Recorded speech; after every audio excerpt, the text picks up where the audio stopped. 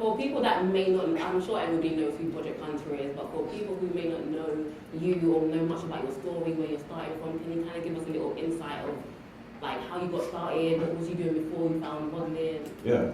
Well, I mean, I don't know where you guys know me from, honestly. Like, it's weird. It's just sometimes it could be Instagram, it could be magazines, it could be campaigns. I was just on Insecure. Like, a lot, it's like weird. It's like I get a mesh of people that show me love for different reasons. But, I mean, I started out with just modeling. You know, my career, I was 19 years old when I got my modeling opportunity. I was a basketball player at first, and then after that, I ran into a snag during my scholarship. I got hurt, and I lost my scholarship. My entire scholarship was just gone because they had budget cuts, and I didn't have any.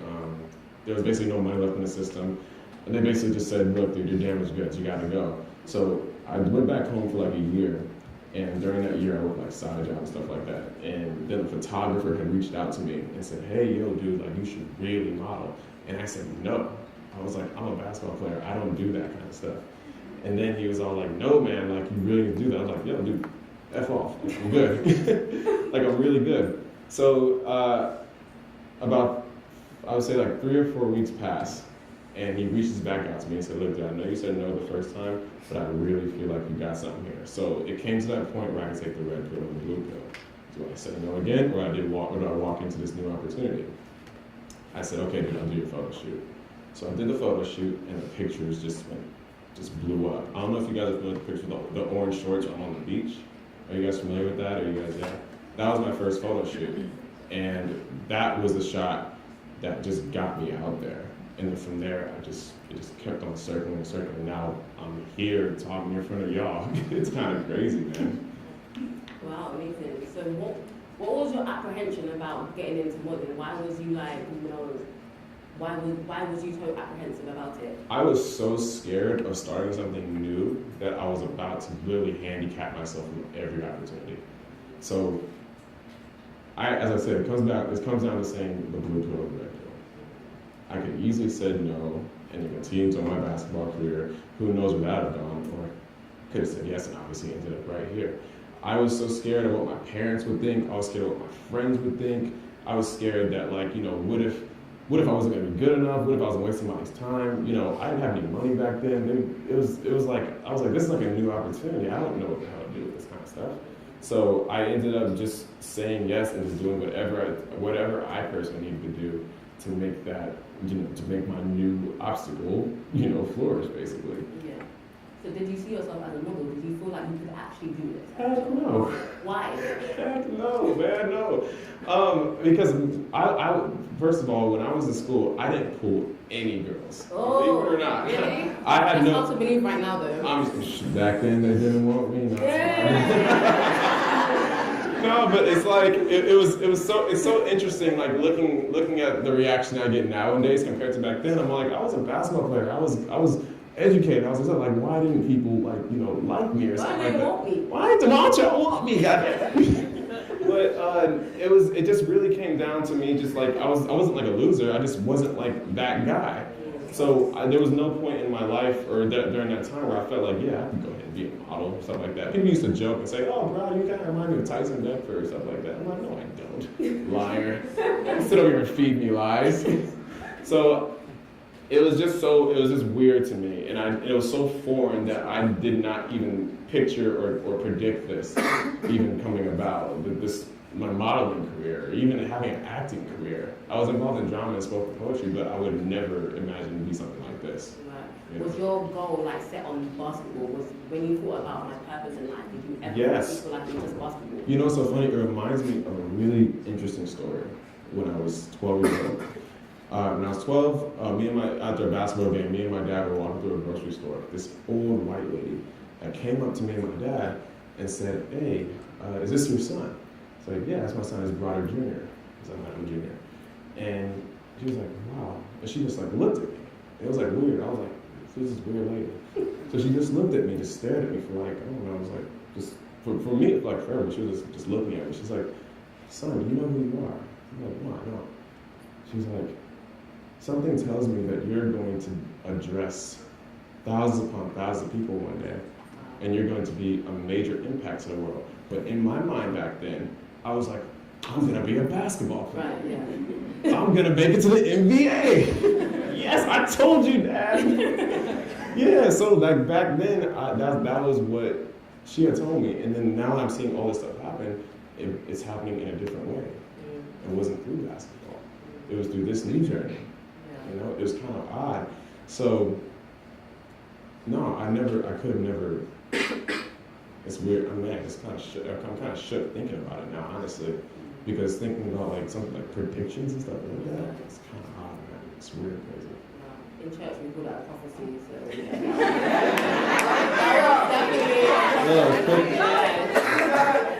Nothing but the grace of God on this one, because I couldn't have predicted this lifestyle, honestly, not at all. Not at all. So since you are like a model and very well known, I mean, I wouldn't say all that. I mean, you've been featured in Cosmopolitan, Italian GQ, Italian, French, and Spanish Vogue, Maxim, Essence, Vibe, and People Magazine, The Sexiest Man Alive, which that's definitely a fact, Harper's Bazaar, BuzzFeed, to name a few. So, like, what is like one of the misconceptions of like being a model or being in the industry that we don't actually know? You know what's so funny? The fact that I even read those, I kind of forgot that I even done all that. Because it's never been about me. It's never been about what is my next accolade, what's my next goal, what's my next accomplishment. The only thing I was basically focused on, how can I be a better Broderick Hunter? That was the only thing I was focused on. So that was like a product of everything else that happened. So then the BuzzFeed stuff started happening, like hottest guy to follow. It was because I was being organic Broderick Hunter. Vogue magazine wanted to do a spread on me. That was because I was being an organic Broderick Hunter. I was just being the best person I possibly could. But the misconceptions that come with that is people think that that they see the magazines, they see the campaigns, they see the attention, they think it's like all glitz and glamour. There is so much work and exhaustion that comes with this lifestyle. Like even last night, I only got like 2 hours of sleep because of the fact that one, I was still trying to curate other opportunities and stuff like that. It doesn't get easier the higher you get. My philosophy is, you know, the wider your foundation and the higher you go, the stronger to keep that foundation. That foundation comes from friends, family, you know, everything that keeps you whole and organic. The important things, not the accolades. So if I lose touch with all that, then my platform is going to fall. And the more things I do, the harder it is to stay in touch with everything that's solely important to me, which is my friends and my family, and making sure everything else, all the little things around me that are good, to help me continue to grow. And that's the misconception. Like you lose touch with so many things. I lost so many friends. So many friends. Was that when you were starting out, or like? Man, when I started out, now, like I've lost more friends in the past 3 months. Wow. Since before. What have you been doing? You've been being a bad friend? Maybe. Maybe I might have been a few things. No, actually, I feel like it's just all a part of growth. Right. You can't take everybody with you to the top. You can't. You're gonna lose more than you gain. Unfortunately, that's the honest truth, because people aren't going to be able to identify with you the more and more you do certain things. Why do you think that is? Why do you feel like a lot of famous people, celebrities are really misunderstood? Why do you think there's like a disconnect? Well, if you think about it, we change every day. You wake up differently every day. It's just a constant flow of constantly changing. At least that's what I feel. I'm not the same person I was last year. I'm not the same person I was a month ago. I'm constantly evolving, and when you're constantly evolving, things are gonna happen. Things are gonna trickle down. The more and more you go forward in life, you can't take everybody with you. You know, that was the hardest lesson I had to learn, because I like to hold on to everything. I am a professional hoarder. I hoard. I tried to hoard my friends. I tried to hoard my relationships. I tried to hoard everything that I thought that was supposed to be good for me. I had so many issues with trying to let that go.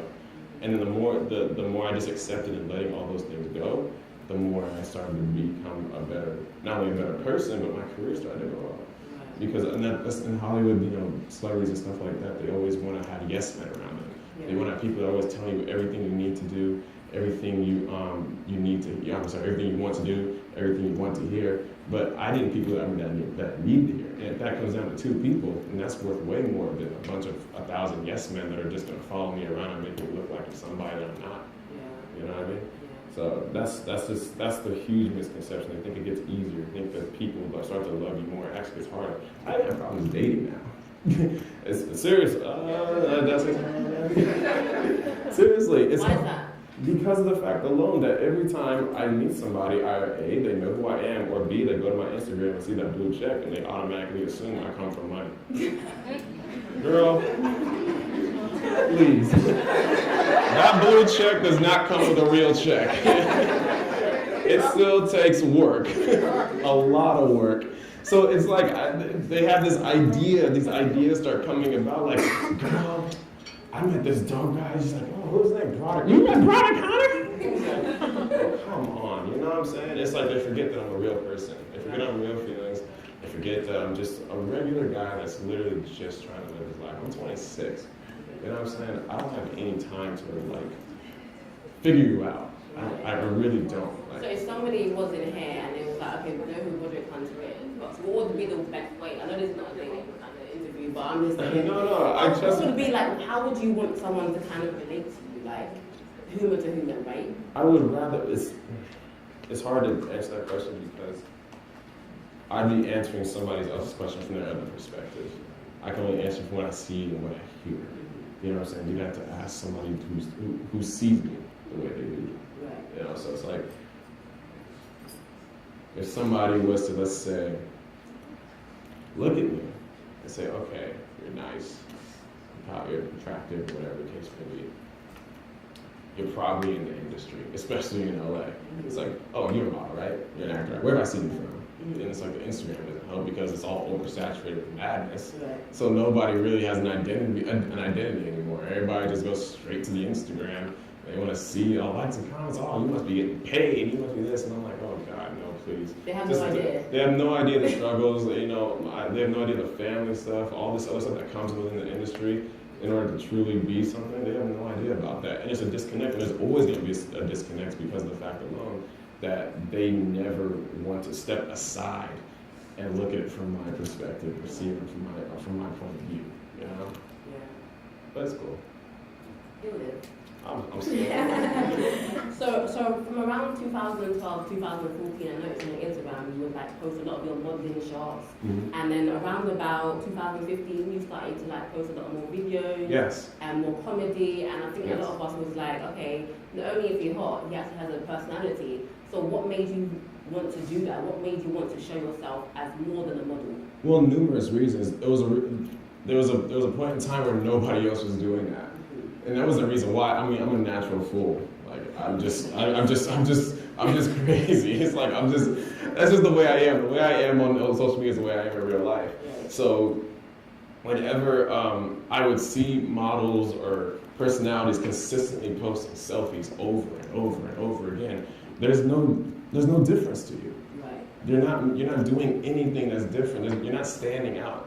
And one thing my father always told me is if you're going to do the same thing everybody's doing, you're just going to be in that box. Go against the grain. I got dropped from 3 agencies just because of the fact alone that I was being myself on Instagram. They didn't like my funny videos. They're like, yo, this is stupid. This is unmarketable. Like, what are you doing? I'm all like, this is me. And that's the point I'm trying to make. You can't always listen to the hierarchy to make them think that they know what your brand is. You can't tell me what my brand is. I know myself more than you will ever know me. Right. So I always stuck to that. And that was the reason why I started posting the way I did on Instagram and started showing a personality and stuff like that, because it was foreign to them. But I knew it was something that would make me stand out. Right. And now those people that didn't do that are the ones that are falling off. And I'm over here doing a success talk. Just saying. That's really incredible. So you have a huge following and obviously a massive dedicated and loyal fans. How would someone that doesn't have the followers that you have kind of stand out and kind of, if anyone that wants to be like a model with it, how would they go about it? Because I feel like now on social media, if you haven't got the numbers, you don't have followers. It's like, who are you? You know? Sucks. Yeah. It is a sucky time right now. to even tell the truth about that, because there's so many beautiful people here. I'm looking at the audience. There's probably so many beautiful people in here that have probably gotten denied from agencies just because of the fact that you don't have a following. Raise your hand if that's happened to you. That's pretty, no, it's, honestly, if there's people are in for numerous reasons.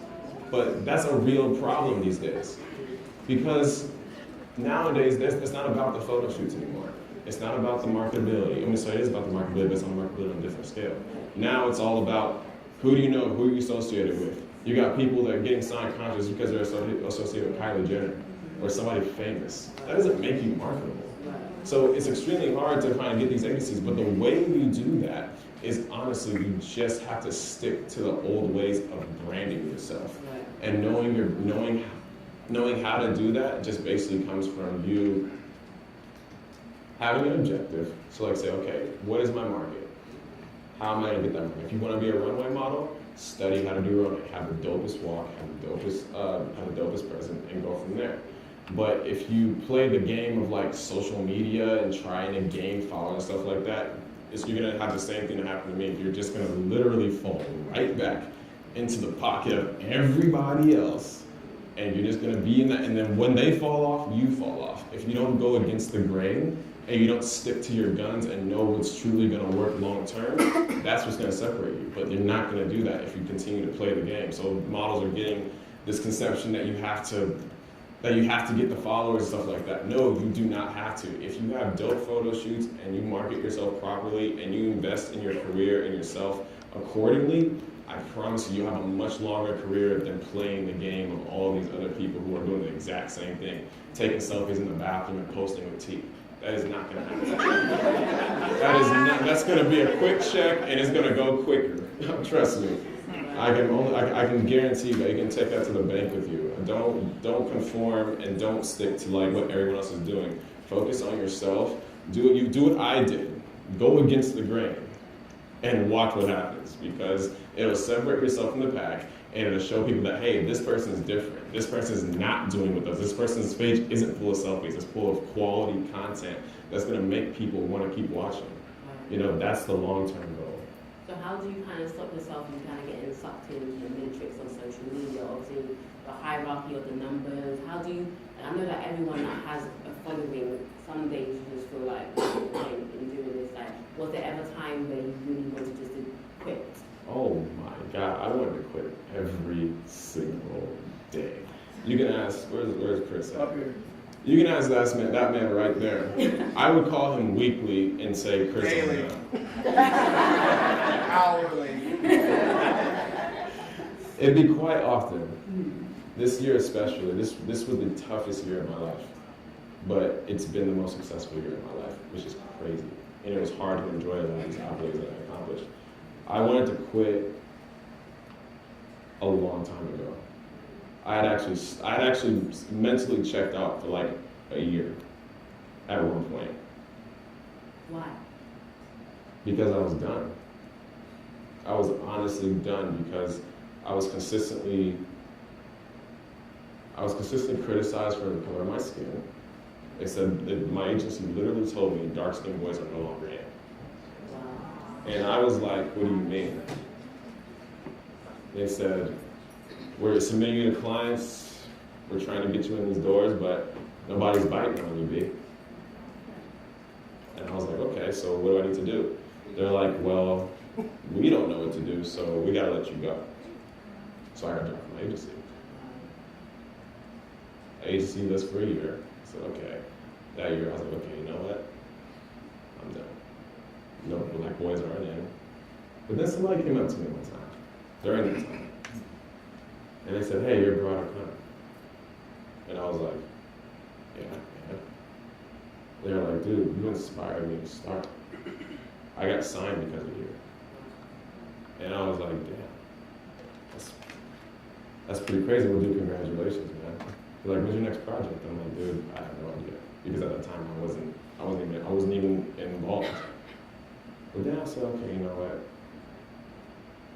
If this person's gonna be so inspired by me in my downtime, I can pick myself back up.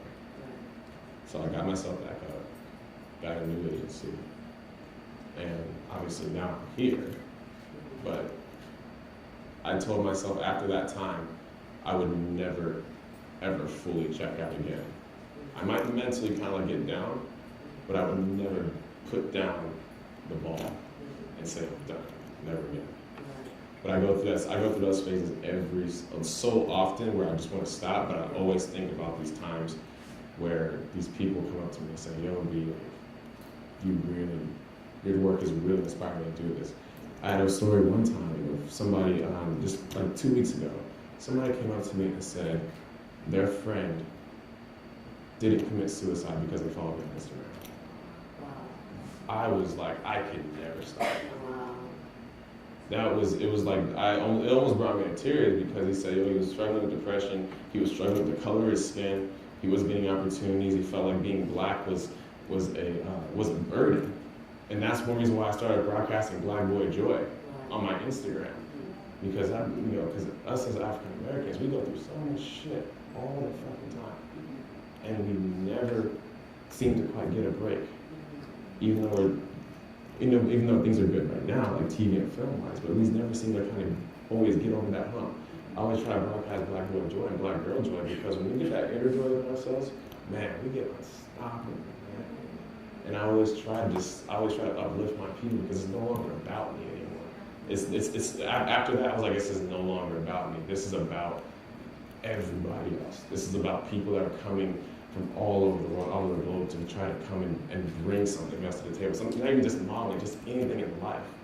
It's so much more important to me. So I stopped even worrying about like the accolades and accomplishments because that shit means nothing to me now. I'm here for the people, man. I don't even care about that kind of stuff no more. You know?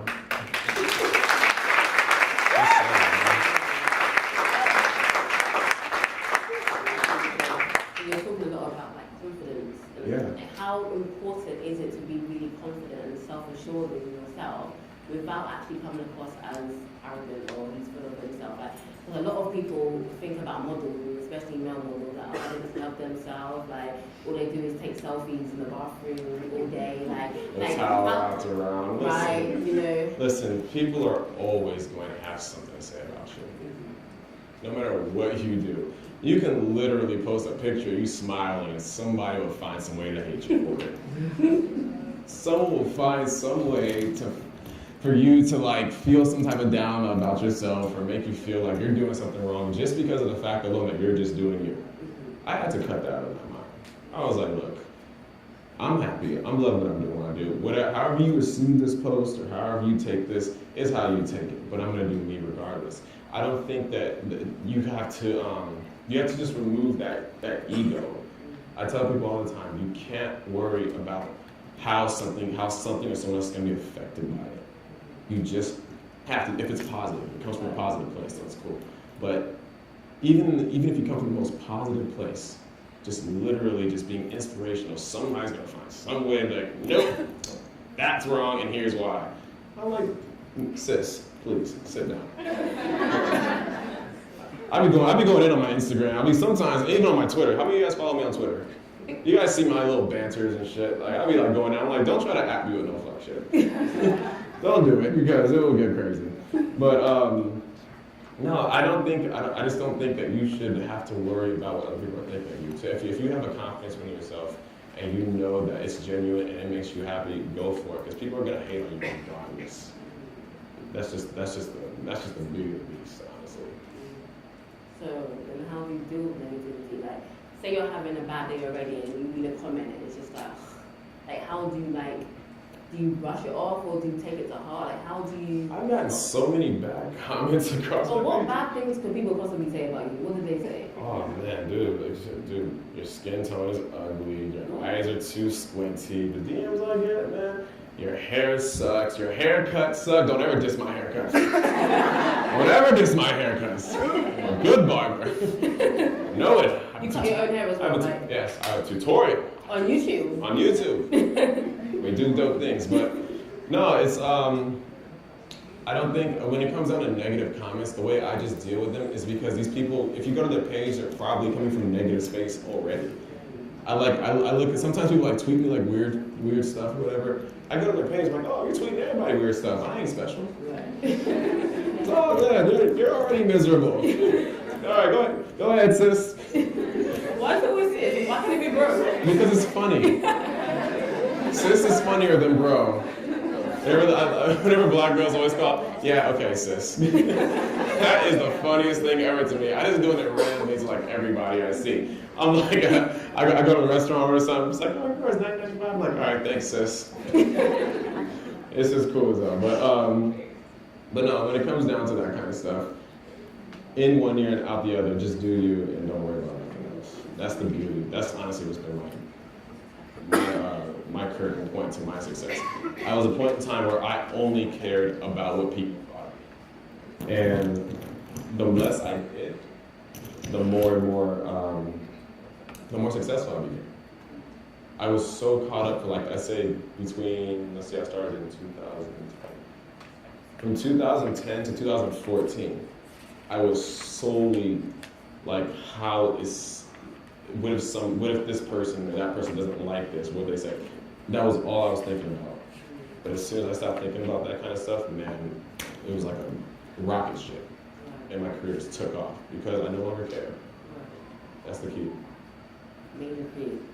Right, so the actual modeling industry, I know it goes like a lot of castings and stuff, and you're constantly being rejected.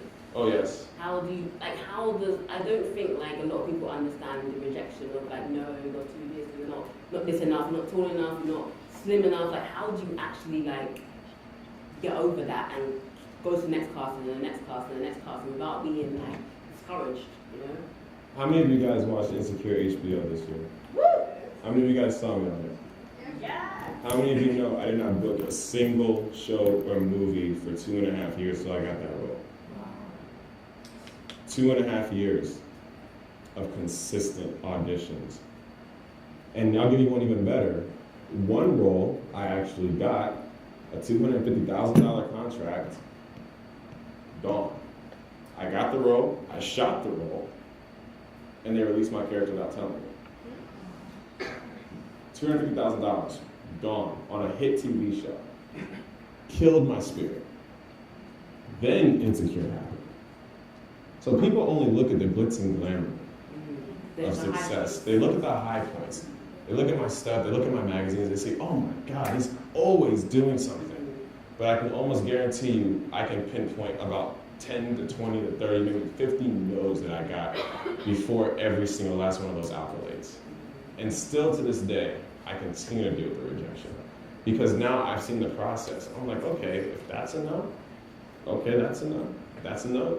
The more no's I get, I'm like, oh, I'm about to get one big ass yes. Oh, I'm just waiting for it. I'm just waiting for it. So the rejection process, I would say keep going through the rejection process. If you are getting rejected, but you're getting better while you're getting rejected, you're doing the exact right thing. Do not ever let rejection tell you otherwise. Because I guarantee you, if I would have stopped after I got that TV role, Insecure wouldn't have happened. So why not? So why stop? Why not just keep going through the rejection? It's a part of the game. What do you do when you get rejected? I keep going. So you don't go home and eat like. I don't really. I've gotten so numb to the rejection now that I don't even care. I've been doing this for like 6 years. Right. You know what I'm saying? It's part of the job. Oh my God, it's become part of my lifestyle. I look forward to the no. I'm like, all right, come on, give me the rejection. Come on, give it to me. I'm not saying I'm going in knowing I'm getting rejected, but I'm not going to be surprised because the industry is so competitive and it's so vast that you can't expect to get everything. What's for you will always be for you. There's certain opportunities that I'm happy that I didn't get because I see that if I would have got that, this wouldn't have happened. So whenever I see that little thing that I was like, God, that would have been so dope. I'm like, nope, maybe it wouldn't have. Because this thing around the corner happened and it ricocheted into something else that's much better. I can give you many examples on that. Like, even I'll give you a prime example right now.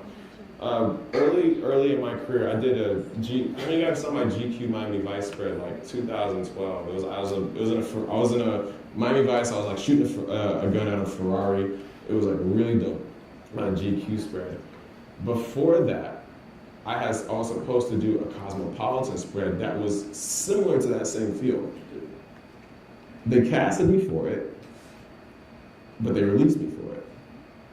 And then the spread came out, and it was trash. It was bad. It got backlash. It was like, this is one of the most horrible spreads. I'm like, damn, I would have been part of that. Oh, you wasn't part of it? I wasn't a part of it. Yeah, I got casted for the spread, and then they didn't say, oh, no, we chose another guy. I'm like, dang, and it crushed me. But then, like 6 months later, I got the GQ spread, and that blew up my career. Right. So I'm like, yeah, it's like you can't focus on that kind of stuff. You can't focus on the no's. I just look forward to that one yes, because that one yes is gonna cancel all of those no's. Right. That's the way I always see things now. So when one door closes, another one opens. Always. And so one that did open for you was the Insecure door. Oh my God. Like, how did that come about, and how did you feel? Man, I wish Issa Rae was here, because that was like a real pivotal point. As I said, I was getting no's through my acting process for 2.5 years. I was not getting casted. I was getting callbacks, I was getting screen tests, I was getting everything, but I was not getting casted. And it became hard for me to even call myself an actor, because I knew I was good at it. I knew I had the chops, but nobody was casting me. So when Issa Rae hit me up about it, I had already auditioned for 3 other Insecure roles. I had auditioned for the role she was dating around and everything, and then I auditioned for another role. I think that was one of Molly's old flings or something like that, and I didn't get neither one of them. But she was following me on Instagram. I'm like, girl, you follow me. Just give me the role. Just give me. Like, why are you following me? Stop liking my pictures. Don't like my pictures if you ain't gonna cast me. Anyway, she ended up reaching out to me personally and said, hey, B, I got this really dope role. And then my mom was like, it's about time. Give the people what they want. But so she sent it to me, I got the script, and I like, dang, this is really dope. So I flew back into New York that next day, screen tested for it, went to our casting directors, went through this process, and it was like quick, easy, like, okay, cool, do it like this, do it like that. And great, and then we shot it. And then the episode came out, and even though I was on TV for like maybe like a minute or two, that ended up ricocheting into so much other stuff that's happening right now. I've got 2 movies coming out and a show. Freaking crazy. But if I would have got that other role that didn't work out, this might not have happened. You know? Do you guys get what I'm saying? You know, so don't be so discouraged by all this stuff that might not happen in your favor. It's not supposed to happen in your favor. If it's not happening in your favor, you're doing everything right, because you can't predict the future. I guarantee you right now, if you go home and you draw an outline, I'm gonna be here in 3 months, and then here in 4 months, and then after that I'm gonna do something that, I can guarantee you that whole entire schedule will fall completely apart. And if it is falling completely apart, because that means you're doing it right, because you're not supposed to predict your success story. Let everything else just pan itself out naturally. It's much better that way. Everything happens for a reason. Everything happens for a reason. Do you feel like modeling I feel like a lot of models have that natural transition or some models are lucky enough to have a transition from modeling to acting. Is that something that you always wanted to do? I was always interested in it, but the misconception that models feel like when it comes to acting, they think that they can just walk in the door and just read a script and pull a Leonardo DiCaprio performance. Yeah. No, it takes a lot of practice and a lot of preparation. I was in class so much I got exhausted just to learn the craft of acting. So models always think like, oh yeah, I look good, I can do this, just hand me the script. Oh my God, here's the real story of how it all really started. I had mentally said, okay, I want to go into acting, and then I got, like 2 weeks later, my agent said, hey, Broderick, like my modeling agent said a TV show was casting for a series regular. And I'm like, why do they have my modeling? I didn't even have a TV agent. But I put it out to the universe, and I said I wanted to start acting. So that happened, and I was like, this is gonna be cake. I got the script. I literally couldn't even get past like the first line convincing. I literally, like, it was, my self-tape was so bad that the camera died, and I couldn't even get past the first damn page, and it was like 3 pages. I was like, what the hell? And they were like, you need to get an acting class. I was all like, no, I'm good, let's do it. I'm like, they're like, the camera's dead. we're not waiting for you no more, B, get to acting class. So then that was like, okay, this isn't gonna be as easy as I thought it was. And that's the misconception about a lot of things. People think getting into modeling or getting into acting, getting into music, art, whatever, is so easy because all they see is the glitz and glamour. All I need is a photo shoot, or all I need is a TV role, or all I need is this. No, all you need to do is practice. That's what you really need to do, is practice and put your craft in it, and then let everything else happen. But people don't want to do that anymore. So models think that they can just go into that and just, oh yeah, no, it doesn't work like that. It doesn't work like that. So how do you like maintain your values, like your core values and your what you stand by? Like how do you maintain that? Because obviously you talk about Hollywood and stuff and everything knows like the Hollywood story, how you kind of go in pure and you kind of come out a bit tainted and a bit screwed up. Like how do you maintain your core person? You see that bald-headed black man up there? He's one of my best friends. I keep very, very, very important people around me. I keep people of value around me. I don't let people around me that are going to make me, that are going to convince me to do things for the moment. You know, that's what's hard these days. People find a hard time filtering out people that are really there for them because they get so caught up in fun, the glitz and glamour. It's like, oh yeah, go ahead, dog, spin that check. He'll tell me to invest that check. You know what I'm saying? Somebody else will tell me, oh dude, you're taking, go do that, it's fine, you'll be fine. He'll tell me, no dude, that's not a good idea for the long term. I only have like a few close people around me that really can keep me in check. And I feel like that's part of lowering your ego. A lot of people still have their ego that nobody can talk to them. You have friends that you can't say shit to, that just always like, you try to like, yo, I'm trying to help you, but they don't want the help. You can't have that. Well, eventually you're gonna have to, sometimes you gotta fall flat on their ass, which I did. I felt that so many times. And so I started listening to people and letting them tell me things that I needed to hear, not things that I wanted to hear. That was a key point in my life, and that's been a key point in my success. I just keep very, very close, important people of value. And those people don't recognize value. You gotta be able to recognize value around you. That's important as well. Yeah. Do you feel like you're living your purpose? Barely. Why do you say that? I haven't done, man, I still feel like I have so much more to do. Not even career-wise. I feel like this is like the tip of the iceberg. Like, people ask me all the time, like, it seems like you're really living your purpose. I'm 26. I've just begun. I haven't done nearly the things that I'm like trying to actually accomplish in life. And nor do I even know myself that well yet. I'm still trying to find out what it is that makes Broderick Hunter tick. How can Broderick Hunter be better? How can Broderick Hunter, touch more lives? How can, as I said, this isn't about modeling anymore. It's not about acting anymore. It's about finding myself as a person so I can continue to spread that light and save more lives. You know what I'm saying? That was crazy, that story that guy said, like, dude, my friend didn't commit suicide. I'm like, dude, you saved a man's life? I wasn't even trying to. All I did was post a funny video. I didn't do shit. I wasn't thinking about end result like that. I was literally just being myself. And that's what I plan to do. I just continue planning to be myself and just convince other people to be themselves. Because we're taught to hate ourselves these days for some odd reason. People hate themselves for some odd reason these days. And I can't figure out why. It's nuts to me. What do you love about yourself? Honestly, I just love the fact that I'm honest. I can be brutally honest these days. For a very long period of my life, I wasn't honest with myself and other people. And it went back full 180 on me. And I saw the other side, I was like, dang, I gotta change that. Self-realization is probably the best thing that could ever happen to somebody. It happened to me. I started to realize a lot of things that I didn't like about myself when I was put flat on my back and didn't know what to do in a situation. And now it's like all I could do was have a self-realization, like, dang, B, like, you gotta change that about yourself.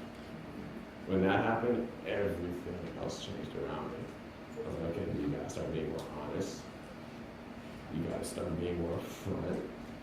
You gotta start doing more for others. It's not about you.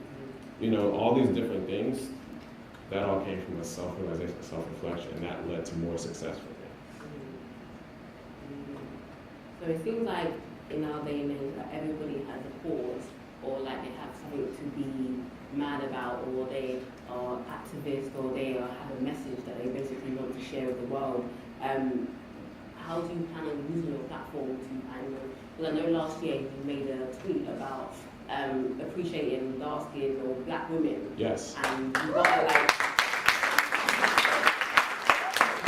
you got a lot of support from that, but you also got quite a bit of backlash by people who was kind of saying, "What about us? What about us? What about us?" So how do you plan on furthering and continuing, like you said, with Black Boy Joy? Like, how do you plan on continuing that vein? Well, first and foremost, I'm gonna keep supporting black women. Yeah. That's the first thing. Secondly, I don't give a fuck. People are, as I said, goes back to what I said, people are always going to have an opinion, always going to have some type of hate, always going to feel some type of way about you. You can never change that. All I was literally doing for that tweet, all I asked was, what is up with dudes not loving dark-skinned women? That's all I said. And then I said, you know what? Let me put y'all on game. Maybe I can inform you. Maybe I can change your mind. I just posted some beautiful black women. That's it. But somebody had a problem with it. People had a problem with it. I still get hate messages from that time today. And I'm like, yo, all due respect to the light-skinned girls, anytime light-skinned girls are publicized and put on a pedestal, you'll see dark-skinned black girls sitting over here causing noise. So why is it the other way around? So that's what I'm planning to change. I'm planning to change everything that's looked at as one way and change it, flip the script, put it on another. You don't like dark-skinned black boys? Well, I'm gonna make you like me. All right?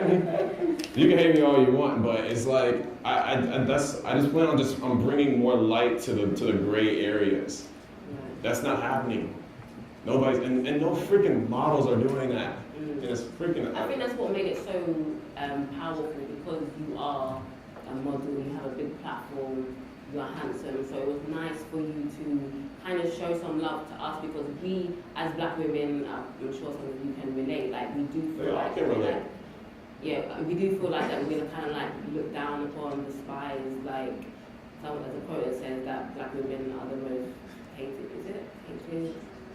Hated, culture appropriated, all that. Think about it. Yeah. What other, no racism, titties, ass, hair. All the things that make a woman beautiful all came from the core of black women, let's be honest here. Like, seriously, I've never seen so much cultural appropriation happen since, like, this year in my life. It's freaking crazy, and it irritates the heck out of me, which is why I do what I do. And what really irritates me is the fact that other guys with these platforms aren't doing it. Why? Do I look like I don't know? I know what I do. Right. I do it. I do it in a heartbeat. But I don't. But the thing that's one of the reasons why I do it. I'm trying to spark the flame, yo. Like, y'all gonna jump ship? Are y'all gonna hop on this boat, or are you guys gonna stay on that bullshit you're on? That's what irritates me, and that's what I always ask my peers. I'm like, you guys have these amazing followers, this amazing support, and all these things. I've got 156,000 followers. That is not a lot compared to my friends that have 800, a million, stuff like that. It's not even about my followers. I do what I do with my platform. I don't have 2 followers. I don't even care. I'll still do what I do with my platform. It's about who I am, and it's the quality of the person that is coming from. Some of these people lack so much quality, they don't even know how to even support themselves or others. So once you start finding that quality within yourself, maybe you'll start finding quality in others. But most people are lack quality with themselves, so they're unhelpful. So all I can do is continue to do what I do, and hopefully when they catch on, they're like, oh, now I see why God did that. Right. But it just comes from the heart. It's not about, I ain't doing it for the pussy or the clout or some shit like that. I do it because it's actually from my heart. My mother is a beautiful black woman. My father is an amazing black man. They raised a dope-ass black boy. So I'm gonna spread that shit. You feel me? Right. That's all I gotta say on that. That's awesome. Last question is, like, what is one of the biggest mistakes that if you could go back and change, would you change, that you've made that you would change? I know everybody says that I don't regret anything, I learned from everything, but is anything that you would, any advice that you would give anybody that is starting out and you would hope that they don't make that same mistake, what would it be? I made so many mistakes, man. But the thing about it is, honestly, those mistakes made me who I am. In the beginning of my career, I had reached out to tons of models for advice on how to get started, and not one of them replied. So I had to go through the process of learning things on my own, making mistakes, doing things I wasn't supposed to do, getting caught up in situations I wasn't supposed to get caught up in. But if I didn't go through those mistakes, I wouldn't be the person that I am today. I wouldn't have the success I have today. Those mistakes made me who I am. But the mistakes I did make, I shot with every photographer that offered me a free photo shoot. That's a no-no. Don't ever do that. I would say study good photography. Why is that? Why don't, okay, so a man with a camera, that with a little Kodak camera, comes to you and asks you for, I'm a photographer. I got a camera phone. Let me just, that's not, just because it's free doesn't mean it's good. Right. Focus on the quality. Understand the quality of what you're getting. So that's one lesson. The other thing I did was I allowed people to control my brand. I allowed people to try to take hold of things that were not organic to me. I let people, I kind of let my agencies almost take the wheel too much. It's like they'll just send me off and say, hey, do this, and I say yes. Do that, and I say yes. And it wasn't a point where I wasn't saying no. I had to learn how to say no, and learn how to start doing things that I knew were good for myself. And it's so hard to do that these days because they make you, this industry makes you feel like, even the acting industry as well, they make you feel like you need them. No, you don't know. They need you. Honestly. Read in anything in life, you guys, understand, people don't need that. You don't need that. People need you. Your friends, you guys need each other. But to guarantee there's reciprocity there. There's never just one person doing no. It's like some people need you. And it's not even like an ego thing. It's just like you have to understand who you are as a person and what the quality that you bring to the table. Your value. Your value is so important, and nobody understands their value as much as they do anymore. So these agencies and these photographers are trying to tell you all these little different things that make you feel like you have to listen to them and do everything you need to do. No. You know exactly what you want in life, and you know exactly what you want in your career. If you go after it accordingly to just literally slowing down and not doing everything that everybody tells you to do, you'll be much better. Don't do everything. Don't take every opportunity just because the money looks good or it feels good or it seems like it's going to be a temporary breakthrough. It's probably not going to be that because of the fact, if it's not organic to who you are as a person, it's not going to last long. You're going to end up falling off just like all these other people. And I just focus on longevity long term. Last. You said last? I know, this is last. Okay. So, 3 quick tips on just like what does it mean, how to be successful? 3 quick tips. How to be successful. In order. In order, 3 quick tips on how to be successful. In your opinion. Okay, my eyes. Okay, 3 quick tips on how to be successful. Know yourself. Know your worth. I would say be genuine. Because people overlook genuineness all the time. If you notice a lot in Instagram and stuff like that, people lie about who they really are all the time. And if you broadcast that to the public and they see you in person, that's gonna cut you down so quick because you're not the product that you're selling. So that's probably been the main thing that's been the key to my success. I'm always genuine. What you see when you go on Instagram, what you see on Twitter, what you see on my YouTube, you get that in the real person. People lie, and they're not honest about their stuff. I met so many people that always try to act a certain way, be a certain way, floss a certain way. I know dudes that rent out Porsches and Lamborghinis just for 3 days to roll up to the club and they return that shit right back and go right to the Honda. Bruh, stop. Like, stop, man. I don't get, it's toxic. It's toxic. Don't do that, you guys. I'm telling you. If you ain't got it, don't even, you know how the old saying goes, fake it till you make it. Why you gotta fake it? Just make it. Just make it. I'm just saying. I didn't have to fake shit.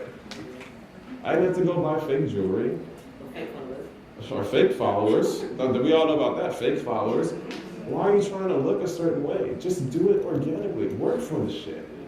It'll be more, and you know how to maintain it. Yeah. I know so many people who don't know how to maintain stuff because they didn't even make it. Yeah. It's like you didn't. It's like making a cake without the ingredients. It's just a fucking box. It's just a box, man. It's like you ever see somebody's a cake and it's like you think it's real, but it's actually a cardboard box. That's what I call these people these days. You didn't take the eggs, you didn't take the milk, you didn't take the vanilla, you didn't take the cinnamon, you didn't put the icing on, you didn't put it in the oven, you didn't go through any of the process to become who you really are. And that's why you're fake. And that's why you're falling off, and that's why you're not gonna make it. So if you wanna make it, stir up those ingredients, go through the process, put yourself in the oven, put your icing on, make your cake, and enjoy that shit. Ladies and gentlemen, Broderick Hunter! Just saying.